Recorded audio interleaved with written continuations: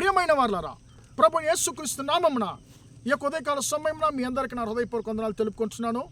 ఈరోజంతా కూడా మీరు చేయబోయే అన్ని విషయాల్లో దేవుని హస్తము మీకు తోడై ఉండి మీకు జయాన్ని కలుగు చేయనుగాక. ప్రియులారా, యేసుక్రీస్తు ఆయన శిష్యులతో అడిగినటువంటి ఒక ప్రశ్నను గురించి ఈరోజు మనం ధ్యానించుకోబోతున్నామండి. ఆ ప్రశ్న ఎక్కడుందంటే లూకా సువార్త 8వ అధ్యాయము 25వ వచనంలో ఉందండి. ఆ యొక్క వచనంలో యేసుక్రీస్తు అడిగేటువంటి ప్రశ్న ఏంటి? మీ విశ్వాసము ఎక్కడ అని తన శిష్యులతో అడుగుతున్నాడండి. ప్రియులారా, ఈ యొక్క ప్రశ్నను యేసుక్రీస్తు తన శిష్యులతో అడగడానికి కారణం ఏంటి మనకు బాగా తెలుసండి.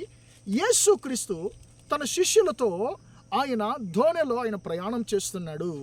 ప్రియులారా, నేను అనుకుంటున్నాను యేసుక్రీస్తు అక్కడ ధోనిలో ప్రయాణం చేస్తున్నాడు. యేసుక్రీస్తు యొక్క ధోని యొక్క ముందు భాగంలో ఉన్నాడు. శిష్యులు కూడా అక్కడ ఉన్నారు. ప్రియులారా, యేసుక్రీస్తుతో శిష్యులు మాట్లాడడము వారు వదిలిపెట్టి తమతో అంటే వాళ్ళ లోపల వాళ్ళు మాట్లాడుకొని ఉంటారు. యేసయ్యను వదిలిపెట్టి ఉంటారని నేను అనుకుంటున్నానండి. యేసయ్యతో మాట్లాడడం వదిలిపెట్టి వారు తమలో తాము మాట్లాడుకొని ఉంటారు అని చెప్పి నేను అనుకుంటున్నాను. కాబట్టి యేసుక్రీస్తు ఏమనుకుంటున్నాడు? నాతో వీరు మాట్లాడలేదు కాబట్టి నేను ముందు కాదు, నేను వెనక్కి వెళ్ళిపోతానని చెప్పి ఆయన ఏం చేస్తున్నాడు? వెనక్కి వెళ్ళి ఆ యొక్క ధోని యొక్క వెనక వైపు వెళ్ళి ఆయన నిద్రపోయేది మనం చూస్తున్నామండి. ప్రియులారా, యేసుక్రీస్తు ఎంతవరకు ఆ ధోని యొక్క ముందు భాగంలో ఉన్నాడో అంతవరకు వారికి ఏ ప్రమాదం రాలేదు, ఏ తుఫానా, అలలు, గాలి ఏం రాలేదండి. ఎప్పుడైతే యేసయ్య ముందు భాగం నుంచి వెనక్కి వెళ్ళిపోయాడో వెంటనే అక్కడ సముద్రంలో భయంకరమైనటువంటి తుఫానా, గాలి, అలలు ఆ యొక్క ధోని మీద విసిరి కొడుతున్నాయి. వెంటనే శిష్యుల భయం వచ్చేస్తుంది. ప్రియులారా, ఇప్పుడు వారికి భయం రావడానికి కారణం ఏంటి? వెంటనే యేసు దగ్గరకు వచ్చి లేపుతున్నారు. అయ్యా, మేము నశించుచున్నాం బోధకుడా, అసలు నీకు దిగులు లేకుండా బాధ లేకుండా నిద్రపోతున్నావు అని చెప్పి ఆయన లేపుతున్నారు. ఆయన లేచి ఆ గాలి సముద్రాన్ని గద్దించాడు. వెంటనే అవంతా కూడా నిశ్శబ్దమవుతున్నాయి. ఒక మంచి నిశ్శబ్దము అక్కడ కలిగేది మనం చూస్తున్నాం. ప్రియులారా, అప్పుడు యేసుక్రీస్తు శిష్యులతో అడుగుతున్నాడు, మీ విశ్వాసం ఎక్కడ? ప్రియులారా, ఇక్కడ మనం గమనించవలసింది ఏంటంటే, ఇక్కడ ఈ యొక్క గాలి, తుఫాను ధోని మీద కొట్టడానికి, అలలు ఆ ధోనిని ముంచివేయడానికి ప్రయత్నం చేయడానికి కారణం ఏంటంటే ఏమిటి? మొట్టమొదటిగా మనం గమనించాల్సింది యేసుక్రీస్తు ముందు ఉండవలసినటువంటి యేసుక్రీస్తు ఆయన ముందు లేడు, వెనక్కి వెళ్ళిపోయాడు. ప్రియులారా, మన జీవితంలో యేసుక్రీస్తు ఎక్కడున్నాడండి? మన యొక్క జీవితం అనేటువంటి నావ యొక్క ముందు భాగంలో ఉన్నాడా, లేకుంటే వెనకున్నాడా? మన జీవితం అనేటువంటి నావలో, ధోనిలో యేసుక్రీస్తు ఎప్పుడు ముందు భాగంలో ఉండాలంటే ఆయనతో మనం మాట్లాడేవారిగా ఉండాలి. ఆయనతో ఐక్యత కలిగిన వారిగా మనం ఉండాలండి. చాలామంది క్రైస్తవులు ఈరోజు తమ జీవితంలో యేసయ్యను ముందు కాదండి వెనకుంచేస్తున్నారు. కాబట్టి అనేక సమస్యలకు వారు గురి అవుతున్నారండి. ఈరోజు మనం ఆలోచించవలసిన ముఖ్యమైనటువంటి కార్యం ఏంటంటే, మన జీవితంలో యేసయ్య ముందున్నాడా లేకుంటే వెనకున్నాడా? ప్రియులారా, మన జీవితంలో యేసయ్య ముందున్నప్పుడు మాత్రమే సమస్తంలో మనము జయాన్ని పొందుకోగలం. ప్రియులారా, ఇక్కడ యేసయ్య ముందున్నంత వరకు ఏ సమస్య రాలేదు.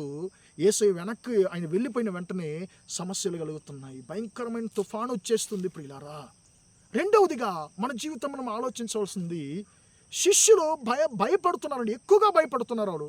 వారు భయపడడానికి కారణం ఏంటి? యేసుక్రీస్తు వారు ప్రయాణం చేసేటువంటి ధోనిలోనే యేసుక్రీస్తు ఉన్నాడు, వారున్న ధోనిలోనే యేసుక్రీస్తు కూడా ఉన్నాడు. ఆయన తండ్రి, కుమార, పరిశుద్ధాత్మ త్రియేక దైవం మనకు దేవుడు. ఆయన యొక్క లోకాన్ని సృష్టించినటువంటి దేవుడు. ప్రియులారా, సృష్టిలో యేసయ్యకు ముఖ్యమైనటువంటి ఒక పొజిషన్ అంటే ఆయన కూడా సృష్టిలో ఆయన సృష్టికర్తగా ఉన్నాడు. ప్రియులారా, ఇప్పుడు అలాంటి సృష్టికర్త అయినటువంటి దేవుడు ఆయన ధోనిలో ఉన్నాడండి. సముద్రాన్ని సృష్టించిన దేవుడు ఈ సముద్రంలో వెళుతున్నటువంటి ధోనిలో ఆయన ప్రయాణం చేస్తున్నాడు. సృష్టికర్తను ఆయన ద్వారా సృష్టించబడినటువంటి సముద్రము మృంగివేయగలదా? అది జయించగలదా? అది వారు గ్రహించాలి, కానీ వారు దాన్ని మర్చిపోయారండి. యేసుక్రీస్తు ఎలాంటి వాడు, ఆయన సృష్టికర్త అనేటువంటి దాన్ని మర్చిపోయారు. యేసయ్యను మర్చిపోయారు కాబట్టి వారి జీవితంలో భయము, అవిశ్వాసం వచ్చేస్తుంది. పిల్లరా, ఈరోజు మన జీవితంలో మనము అన్నిటికీ భయపడుతున్నాము, చాలా విషయాలకు భయపడుతున్నాము. కారణం ఏంటంటే మన యేసయ్య మన యొక్క బ్రతుకు నావలో మనతో ఉన్నాడు అనేటువంటి దాన్ని మనం మర్చిపోతున్నామండి. ఈ రెండు విషయాలు మన జీవితంలో సరిగ్గా ఉంటే ప్రియులారా మనం అన్నిటిలో జయాన్ని పొందుకోగలం. ఏంటది రెండు విషయాలు? మొట్టమొదటిగా యేసయ్య మన జీవితంలో ముందుండాలి అన్నిటిలో. రెండవదిగా మనతో ఉన్నటువంటి యేసయ్య ఎలాంటి గొప్ప దేవుడు అనేటువంటి దాన్ని మనం ఎప్పుడు మర్చిపోకూడదండి. ఈ రెండు మన జీవితంలో ఉన్నప్పుడు మనకు వ్యతిరేకంగా వచ్చేటువంటి ఆ యొక్క గాలి లాంటి, తుఫాను లాంటి, అలల లాంటి సమస్యల మీద మనము చాలా ఈజీగా, సులభంగా జయాన్ని పొందుకోగలము. కాబట్టి ప్రియమైన సహోదరుడా, సహోదరి, మన జీవితంలో ఈ రెండు విషయాలను మాత్రం మనం సరి చేసుకుందాము. మన జీవితంలో ఎప్పుడు కూడా యేసయ్యను మనం ముందుంచుదాము. మనకు యేసయ్య ఎలాంటి వాడు అని చెప్పి మనం మర్చిపోకుండా ఎప్పుడు మనం జ్ఞాపకం ఉంచుకొని మనం ముందుకు సాగదాము, జయాన్ని పొందుకుందాము. ప్రియమైన సహోదరుడా, సహోదరి, నీ బ్రతుకు నావలో యేసయ్య ఉన్నాడనేది మర్చిపోకు. ఆ యేసయ్యను మించి నిన్ను ఏ సమస్య కూడా నిన్ను జయించలేదు, ఏ అలలు నిన్ను ముంచివేయలేవు అనేటువంటి దాన్ని నువ్వు గుర్తుంచుకొని చెప్పి యేసయ్య నీతో ఈరోజు మాట్లాడుతున్నాడు. ప్రార్థన చేద్దామా? ప్రేమగల మా తండ్రి, దయగల దేవ, ఇంతవరకు ఈ మాటలు విన్న మీ బిడ్డలను మీరు దీవించండి, ఆశీర్వదించండి తండ్రి. అయ్యా, మీ విశ్వాసం ఎక్కడని చెప్పి తండ్రి శిష్యులతో అడిగిన దేవుడు, ఈరోజు అదే ప్రశ్నను మమ్మల్ని చూసి కూడా అడుగుతున్నావయ్యా. నీ విశ్వాసం ఎక్కడైనా మమ్మల్ని అడుగుతున్నావు. కారణం ఏంటంటే తండ్రి, మా జీవితంలో నిన్ను మర్చిపోయినాం కాబట్టి మా జీవితంలో మాకు భయం, అవిశ్వాసం కలుగుతుంది. నువ్వు ఎలాంటి దేవుడిని మర్చిపోయినప్పుడే మా జీవితంలో భయం, అవిశ్వాసం కలుగుతుందయ్యా. మా జీవితంలో సమస్యలకు కారణము ముందు ఉంచవలసిన నిన్ను తండ్రి మేము మా జీవితంలో వెనక మేము ఉంచుతున్నాం కాబట్టి మా జీవితంలో సమస్యలు కలుగుతున్నాయి. కాబట్టి ఈ రెండు విషయాలు మా జీవితంలో సరి చేసుకోవడానికి కృప దయచేయండి. ఎప్పుడూ మా జీవితంలో నిన్ను ముందుంచడానికి, నిన్ను మర్చిపోకుండా తండ్రి నువ్వు ఎలాంటి దేవుడిని జ్ఞాపకం చేసుకొని తండ్రి మేము ముందుకు వెళ్ళడానికి కృప దయచేయమని ప్రార్థిస్తున్నాను. ఈ కృపను తండ్రి ఈ యొక్క తన మాటలు వింటున్న ప్రతి ఒక్క సహోదర సహోదరులకు దయచేయమని ప్రార్థిస్తున్నాను.